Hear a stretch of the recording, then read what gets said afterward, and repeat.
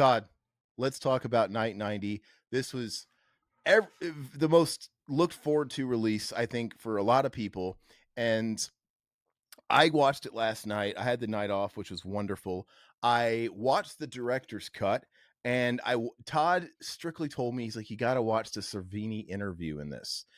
So I watched the Savini interview. I watched all the interviews that were on there. The Savini one was the most robust. I think he talked for like 30 minutes or so. Yeah, But yeah. I didn't have time to watch the theatrical version, which I've seen. I didn't I've either. seen it a I million didn't times. either, yeah. Seen it a million times, yeah. But I want to talk about it. Can I give you my immediate thought? My Sure. my immediate Yeah. thought without break, we're not gonna get too into it yet. I director's cut, you can kinda help me go through everything that was different. I know there was a little bit more Mhm. gore and, stuff Yeah, like yeah. that. I don't think the black and white added anything, Hell and I no. really hated the dissolve into color. I thought The transition was the terrible. transition was they should have done it at a cut. It literally should have been Yes. a fade to black, and it should have been like at another. There should have been a cut. It dissolved in the middle of the frame in the shot, and it Yes. was yuck. Uh, but Yeah. so I kind of hate that. And also I have to wonder, why would he want to be black and white just like the original?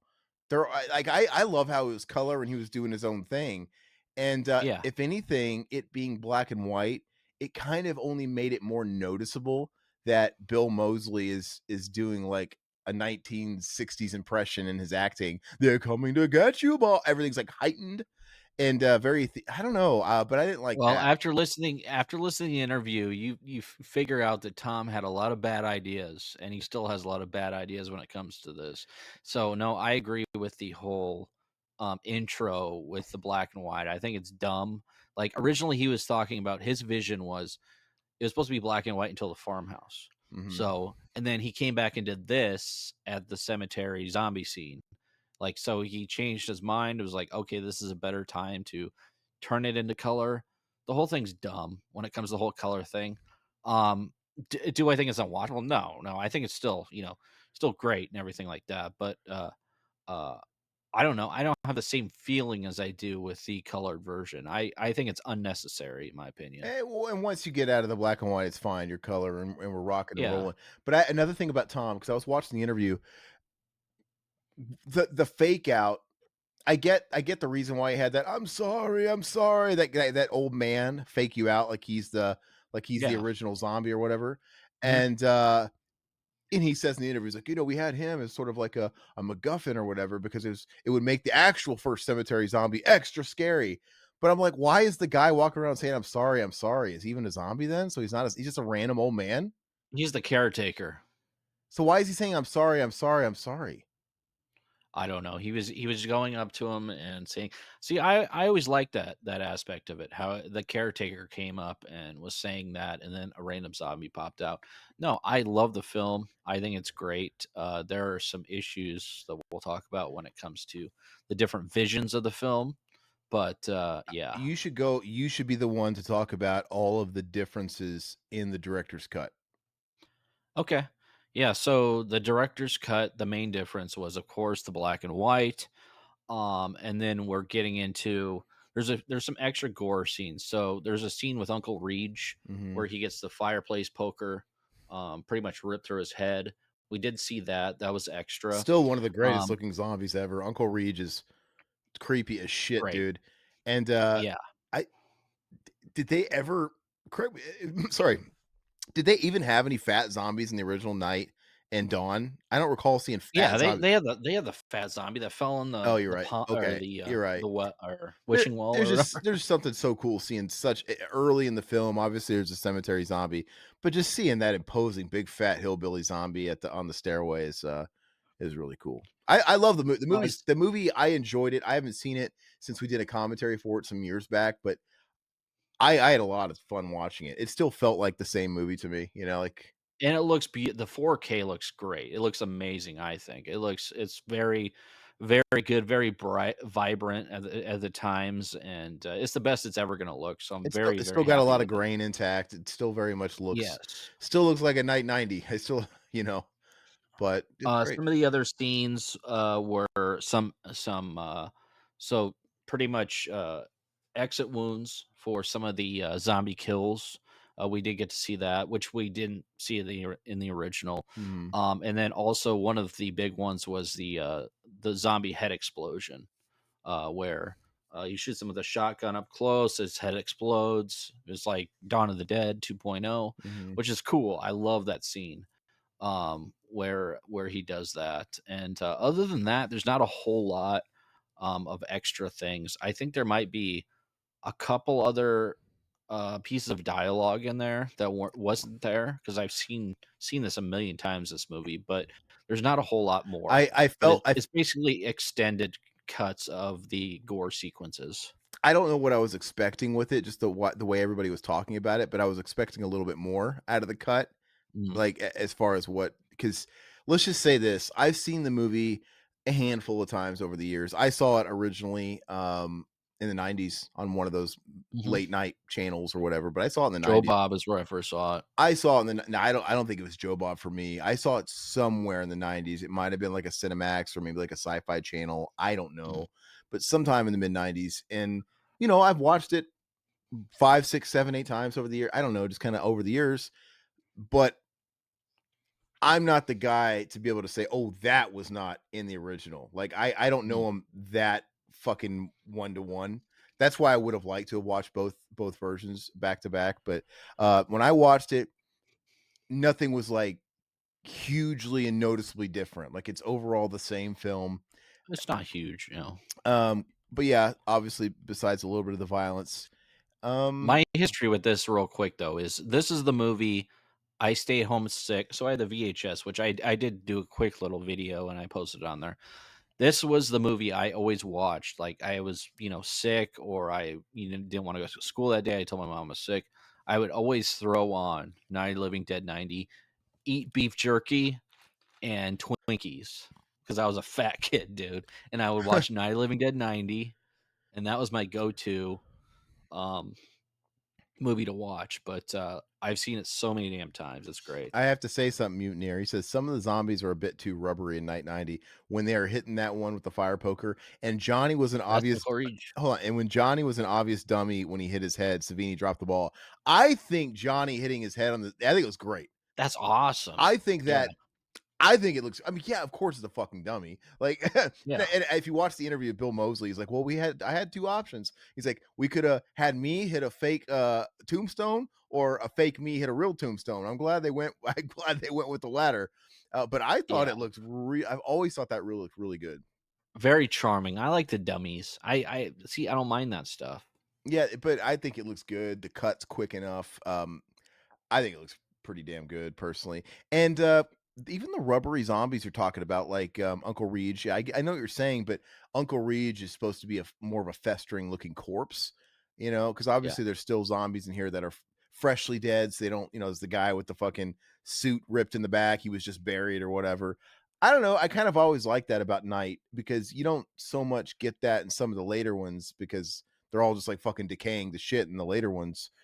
But yeah.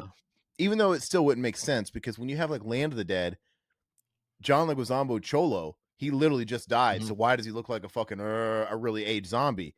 I like the Yeah. way it is in Night, and I guess technically maybe even Dawn's like that. But Night, where some of the zombies look like people still, like the daughter and shit Mhm. like that. But then you're gonna have somebody that looks fucking decayed, like the cemetery zombie, right? In this one, so I like that. They're my favorite zombies. The Night 90 zombies, the Day of the Dead zombies. The milky white eyes, I think, look awesome in Mhm. Night 90. I think Savini hit out of the park with that. Throwing that in there is I thought it was great. So I really enjoyed those zombies. So did you watch what all feature? I would love to watch the commentary with Savini. I haven't gotten that far yet. Yeah, Did you check that I out? haven't either. No, I didn't get to watch that commentary. But onto the special features, I really enjoyed the one with Savini and Patricia Tolman. Um, the one with Savini though, I found very interesting, his vision of the actual film and what he wanted to do, and the fact that the studios didn't want what he wanted and George Romero didn't want what he wanted, Uh-huh. which I thought was very interesting. And some of the questions about They said I was on like drugs? Who said that? One of his my life friends? choices at the time. Yeah, Like, one of my friends? Or like, "No, somebody I know? Oh, well, then fuck him." But, like, he yeah. seemed really shocked. I've never heard that before. Like, I "Oh, thought it was what's the hysterical, life dude. choice? Is that was it did he chalk that up as the divorce? But that's not a choice."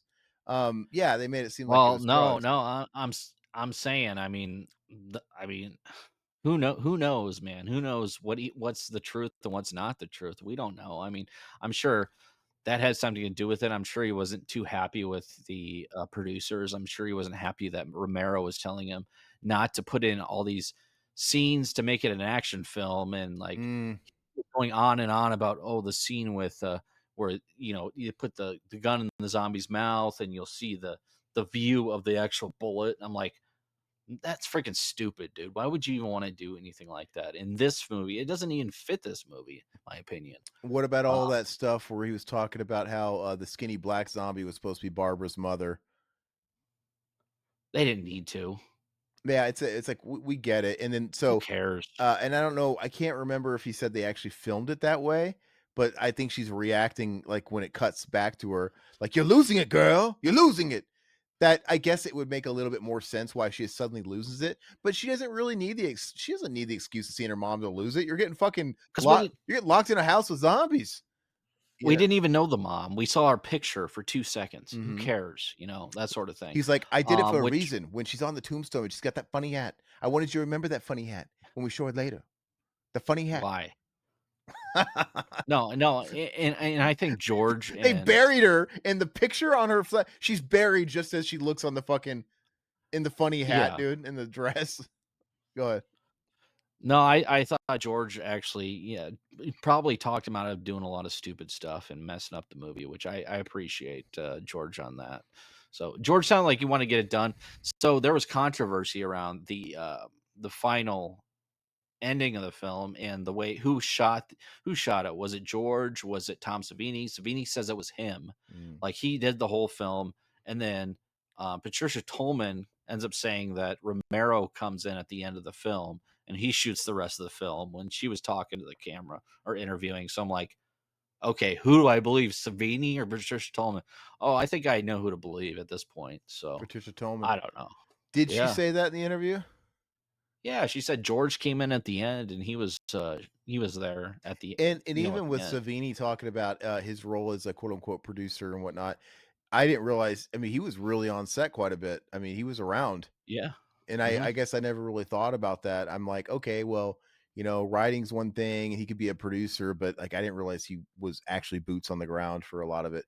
What was he busy doing at the time? Two Evil Eyes? What the because he said, Yeah, yeah. Two Evil yeah. He was doing or Dark Half, one of the 2. oh, He was doing that, wouldn't it have and, been weird to do his own remake though? Isn't it kind of interesting? Because he said he called he up didn't need Tom. to, I yeah. know he's like, we're doing it, but I want you to direct it. I wonder why he wanted him to direct it if he obviously didn't want to agree with his visions and give him some control over it.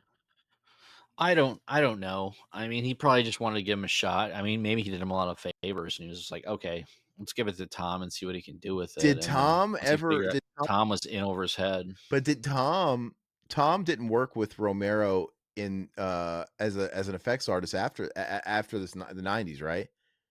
I know he made a cameo as Blade in Land of the Dead, I but don't know. Maybe did they have a falling I don't know if they had a falling out or not, so that's a good question. he had a cameo in Land of the Dead. Yeah, yeah, But yeah, but yeah. but, obviously that was Nicotero doing the effects and whatnot. But, yeah, I just always wondered why I never saw him do any Romero movies that came later. Is it because maybe, I don't know, could he not afford them? That's a question for Alfa Romero, I don't know. I feel I like that's nobody was working with Savini. Like, Nicotero became the guy. Mhm. Nicotero's been around for a long time too, and, Nicotero suddenly became the guy in the '90s and Onward and Walking Dead, and today he's the dude. And just I why is Tom Savini doing so many cons and he's doing Theater Bazaar? He's doing why are these big directors that are so influenced by guys like George Romero and John Carpenter and all this stuff? How come they're not reaching out and getting Tom Savini to do my movie? Does Tom Savini not want to Yeah, work? I don't know. I yeah. fail to believe that's part of it. But just what is it about him? What is it about him that made him? Because he's the Godfather of gore, right? He's the Yeah, guy. yeah. So why did people stop working with him? I don't understand. I would love to ask him that. You think he get offended? You think he spit in my face? Says, why do people stop working with you? Who know who knows, man, who knows? But I've always One wondered. one thing I will give Tom credit for, though, one of his ideas, that he originally wanted to do was the ending was, he was gonna do an ending where, of course, Tony Todd, Ben, and Tom Towles, Harry die, and they're both, like, thrown on the fire face to face or whatever. I thought that'd be kinda cool. That'd be kind of a cool ending, that, like he was talking about in there. There were adversaries and they were the ones that both died. I mean, they both had different things. Okay, I want to stay, in the basement. I want to, board up the windows. They were pretty pissed off at each other. I thought that would be kind of cool. But other than that, I think that Romero and the producers were pretty smart to I I not do a I lot of think his the way they did ideas. it with the flip and, Yeah. Tony Todd getting killed and her saying the another one for the fire line Yeah. and yeah, her coming back around and killing Tom Tolles. I like the way they updated that and Yeah. they made her Yeah. a tough character. I'm Oh, cool with she's great. Yeah. I think that's cool. And first of all, she's aged really well. She's aging gracefully. You Oh yeah. you don't She's think great. about how young she must have been because Yeah. she's got to be like what in her almost 60, late 50s, because Oh, I'm sure we saw her Night Riders too. Remember? but the Night She was Riders is the yeah. So how old was she in Night Riders? Oh god. Let me see how How old old is she she is real now? quick. She's 68. She is 68. So she did that Yeah. interview probably in the last year because Tony Todd was dead. Because Yeah. Bill Moseley acknowledged Tony Todd passed away, so it was within the last year that they did all these interviews, and Yeah. so she is in her late 60s. That is She looks amazing. great for late 60s, I man. I would have guessed, yeah, I would have guessed she was like early 20s or something, but it doesn't make sense because I thought about that too. She wouldn't have been early 20s because she was in Night Riders. That's wild. But yeah, I don't know. Hey, so question for you. Yeah. Was Tom is it Tolls or Towels? Tolls on towel. It doesn't matter. I Well, don't know. yeah, he doesn't fucking matter. He's dead too. Towels. RIP. But was he or was he not gonna take the TV in the basement? Oh, that's a good question. I think he was. I think when he was, straddled down, when he was getting taken over by Ben, he had to think about it. He was like, okay, what do I need to say here? Oh, can't get any reception down in the basement. Yeah, I think he was going to take it in the basement. Absolutely. Yeah, me too. Didn't you? Yeah. Yeah. But they did try to leave it a little ambiguous. Like maybe he was Yeah. trying to just bring it down to the main floor because everybody wanted to hear this. I think, like I said, he was being a little He's a quiet. fucking asshole, of He course. the Of things course were he is. the friction was so hot with, them at the time. If I really was trying to break bread and bring the TV down, I would have announced myself. First of all, he's, like, going up slowly, he's looking behind him, the stairway, sneaking Yeah. upstairs, and then if I would be like, "Hey, guys, I'm bringing the tea." I would do whatever to kinda calm any of that. So, yes, he was 100% taking that TV down with him. He's an But asshole. wait, why didn't he bring the rabbit ears downstairs? Was he gonna go back up and get the rabbit ears? Because they fell off the television, if you noticed. So, he wouldn't Ah, get any reception downstairs and that's what either, he said, that was his excuse. Is it possible or that in the basement. he realized at the moment, "Shit, I fucking lost the rabbit ears, so I better go with this Yep, lie because I wasn't yep, getting down there mhm. anyway." Like, fuck. Now you're thinking. So his intent was to take it into the basement, but he blew it anyway, so I might as well ride this lie. Um, Yep, or it was a fucking continuity error, and he wasn't thinking it, or they just filmed it. I don't know. yeah. Who knows? I think he's a great character, though. I like the Yeah, original yeah. Night of Living Dead because the characters are they're so complex but simple at the same time. It's But I thought I love Tony Todd, I love Tom Towles. I mean, all the characters in both of these, well, I mean, there's few characters that aren't the greatest in Night 90, but, of course, Tom's not the greatest, William Butler, but, I met uh William Butler.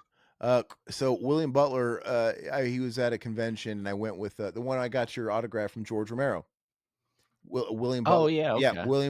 Butler was on the corner next to him technically, and Doyle from the Misfits. And William Butler, he's the guy that was selling a really awesome shadow box display of a screen worn Jason mask from his Friday the 13th movie. And I'm like, Oh, fuck, no it was shit. awesome. Like, well, I don't know if it was Gosh, I actually don't it was definitely on set. Whether or not it made it in Mhm. one of the shots that made the cut, I don't know, but it was a set use, screen use, something. It was from it was awesome. And he had like a machete in there, and he had like some like notary thing, and he only wanted 500 for it, which I felt was a little low. And Yeah. I was like, damn, that's rich for my blood right now. I remember walking out of there. I'm like, fuck, I kind of just want to, I can't afford this right now, but I kind of Should just have want to get haggled him, it. dude. Be like, "Would you take 2?" Yeah. But then again, he's like the Skippy like motherfucker. I don't know if he's like Yeah. trying to pull a fast one on me. He's a little bit of a princess, if you know what I mean. He's kind of a dainty type of guy, but he Sure. was, Coffee, yeah. I guess he knew the buddy that I went with. They had worked together in some capacity on something. Um, but of course, when we got there, he acted like he did, like, oh yeah, I remember you. Like you played up your relationship with this guy a little more. It "Oh, we're good friends." "Yeah, absolutely, Dude, yeah." I have another buddy that did that too. I'm not gonna say their name, but they let's just say they were here and we went to a show, and it was a reunion of a certain band from the area that was signed to a major label. And they did talk about like, oh yeah, like I know him from way back, and they used to tour, and I let them stay at my house on tour, or whatever. It's like, yeah, they really talking it up. And then we went to this gig, and they were shooting the shit at, it was like a club show, and we ran into one of the guys just having drinks or whatever. He walked up to him like, hey, he's like, do you and he's like talking about this stuff, he's like, you remember? He's like, no, I'm sorry, I don't remember you. I was like, oh. And he's like, That's always great, and I man. was like, oh no, well, I was like, dude, don't even worry about it. Like I get it, Oh, that yeah, shit yeah. happens. But that was probably a humbling moment, like, oh. And even he was even he said, oh man, I "Who guess are I you?" let. Huh? Yeah. Yeah. Like, no, I'm sorry. "Who He are was you?" nice, but he's like, I'm sorry, I don't remember that. Like, it was almost like an Edward Nigma moment. You were supposed to understand. I'll make you understand. I'm Yeah. sorry, Ed. And the answer is no. "Shooter, I thought we were friends." Yes. "Oh, we're friends. I Um, just gotta go." but anyway, sorry. I think I missed a super chat here. Public Go ongoing got so bad now legs get to cream. Did you see the news article of a guy that came on somebody's leg? I don't know. I don't. No, I didn't I'm see sure that that. I happens don't all even the use damn anymore. time. Yeah. But anyway, final verdict on Night 90 before we move on. This particular release, obviously the movie, would you say the movie itself was a 10 out of 10 for you? 9.5. 9.5. Okay. Uh, okay. Wait, are you talking about just the movie or the 4K and everything? The film. It's a 9.5. 9.5. Yeah, yeah. I couldn't give it a perfect 10, but it's 9.5 for me. So how do you feel about this release? Was it worth the wait? Do you think I think it's a I think it's a fantastic release. I think it's great. Great special features. I love the interviews. They're very informative, very interesting. One thing I would do is if I could do it over, or I would edit my own version and get rid of the black and white. I know, it hurts it because it's like, look, I would like to watch this version with more gore and stuff, but I have to sit through the first 5-10 minutes where it's the black and white stuff, and it just doesn't, I Which hate I love black and white movies, but I grew up with the original, theatrical version, so it's like, I I don't know. I enjoy I the really original. hate it when there's no definitive version where Yeah. you wish you could piecemeal aspects from this version, aspects from this version, like, I really hate that, and I hate that you have Yeah. to sacrifice something. Really drives me fucking batty. Um, So you're right there with me then. So, yeah, okay, that's I perfect. thought it was I literally I'm by myself. I got no one to impress here. I'm literally eating food. I'm watching it, and when I see that transition into color, Terrible. I literally saw my reflect. I'm like, ugh, the fuck was that? I literally said that. Yeah. Like, what the fuck was that? Ugh. But He couldn't pick a better spot. That's just so odd he spot. needed to do it at a cut. You It know, should have been at the door. Should have been at the door closing scene look, where she closes the door or something, the car door. even the Wizard of Oz got it right. She Yeah, opened the yeah. door, and now she was in Technicolor. Yeah, Look, there was a yeah. change, a cut. Like he literally, Mhm, we saw it literally turn from black mhm. and white as the zombie was already on the screen. It was weird, but That's his vision. That's his vision. yeah, gross. Anyway, But it's still a great release. yeah, I thought it was a great release. I love the movie too. I don't know what I give it. I think it's a comfort food movie. Never gets old. It Yep. but the release is good. I'm actually surprised that we have a studio release that got some new special features. I'm glad they made a special exception with Night 90 and they didn't just fucking throw it together and with nothing. So, yeah. Not as good as the OG Satan, but it's pretty damn close. All right.